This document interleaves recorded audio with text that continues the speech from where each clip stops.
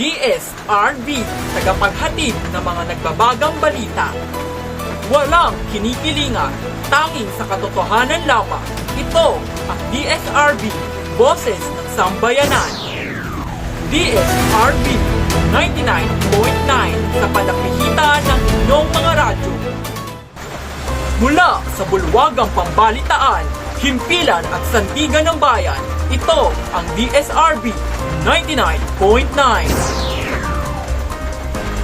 Mga nagbabagang balita mula sa loob, labas ng bansa. Mga isyong tinututukan at sinusubaybayan, lahat ng ito kasabay ng tanong ng sambayanan. DSRB 99.9, Boses ng Sambayanan. Maghahatid ng balitang siksik, sulit na sulit sa DSRB. Si Rafael Janil, nagigising sa inyo ngayong umagang ito. Ito ang magandang umagang mga kabalita.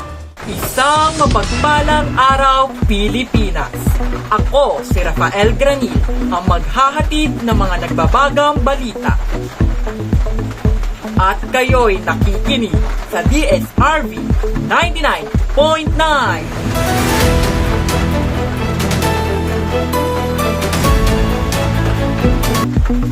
Para sa ulo ng mga nagbabagang balita.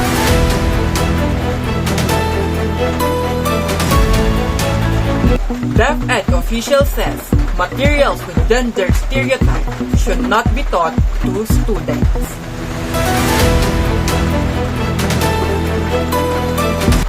Para sa detalye ng mga nagbabagang balita.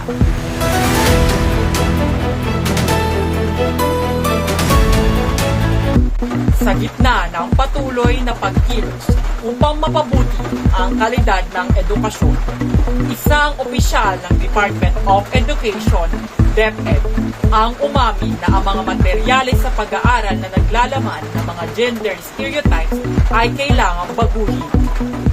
Ito ay matapos punahin ng mga netizen ang ilang learning modules na may mga katanungan na tila nagtatakda ng mga gawain ayon sa kasarian, tulad ng paghuhugas ng pinggan, paglilinis ng bahay, at pagkuha ng ballet lesson.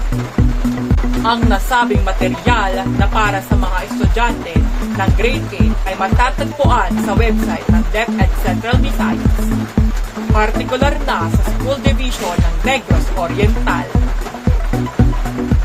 Sa isang panayam ng programang Sa Totoo Lang ng 1PH, kinilala ni Undersecretary for Curriculum and Instruction, Diosdado San Antonio, na ang ahensya ay dapat magbago ng direksyon tungkol sa ganitong mga issue. Aniya, kasama yan sa kailangang ayusin si mali. Mga sinaunang panahon pa yon na may mga gender stereotypes tayo. Dagdag pa ni San Antonio, layon din ng DepEd na paigtingin ang diskusyon tungkol sa gender at development issues, hindi lamang sa mga paaralan, kundi pati na rin sa kanilang mga opisina. Kapag nailabas ang mga ganitong materyales, ayon kay San Antonio, kinakailangang ipaliwanag sa mga estudyante na hindi ito akma sa kasalukuyang panahon. Samantala, ang Pambansang Alyansa ng Kababaihan, Gabriela, ay matindi ang naging kritisismo sa paglabas ng mga module na ito. Ayon kay Joan Salvador, Deputy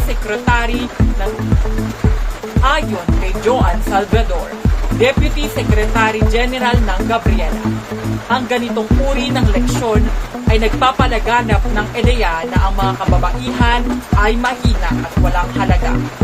Hinimok nila ang DepEd na tanggalin ang mga temang ito dahil nagbibigay ito ng maling kaisipan sa mga estudyante. Para sa ating ulat panahon, Bagyong Christine lalo pang lumakas. Dahilan para maabot na nito ang kategoryang Civil Tropical Storm. Muling namataan ang sentro ng bagyo sa layong 175 km east of Iscagao, Isabela. Ito ay may lakas na hangin na umaabot sa 95 km per hour.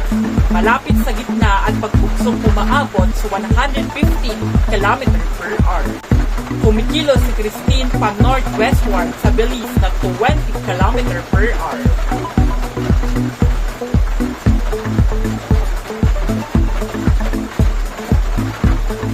Salamat, kaibigan! Muling magbabalik ang istasyong ito matapos ang maikling patalastas. New papaya. Akla papaya. Sa akla papaya, mabilis kang puputi. Australia, 7 days. Wala pang hapdi. So celebrate your puti victory with akla green papaya soap. Akla papaya soap. Puti as early as 7 days. Walang hapdi. Result may vary. Para sa mabilis na pagpapaputi, akla green papaya soap. Ngayon, patuloy na nakikinig sa DSRP 99.9. Dapat alam mo! Ano nga ba itong sinasabi nilang gender stereotypes at bakit ito kailangang labanan? Ayon sa mga pag-aaral, ang gender stereotypes ay mga tradisyonal na pananaw o paniniwala tungkol sa kung paano dapat kumilos, mag-isip at gumanap ang mga tao batay sa kanilang kasarian. Halimbawa, ang mga lalaki ay madalas na inaasahang maging matatag, matapang at leader, habang ang mga babae naman ay itinuturing na mahina, emosyonal at naaangkop sa mga gawain sa bahay. Ang ganitong mga pananaw ay makikita sa media, tahanan, at maging sa mga materyales sa paaralan, tulad ng mga module na kamakailan ay pinuna ng publiko. Sa tahanan at paaralan, mahalagang ituro sa mga bata na walang hangganan ang kanilang mga kakayahan dahil lamang sa kasarian. Ang parehong kalalakihan at kababaihan ay maaaring magtagumpay sa anumang larangan na nais nilang pasukin. Ayon nga sa isang sikat na Hollywood star na si Emma Watson, both men and women should feel free to be sensitive. Both men and women should feel free to be strong. It is time that we all perceive gender on a spectrum, not as two opposing set of ideas.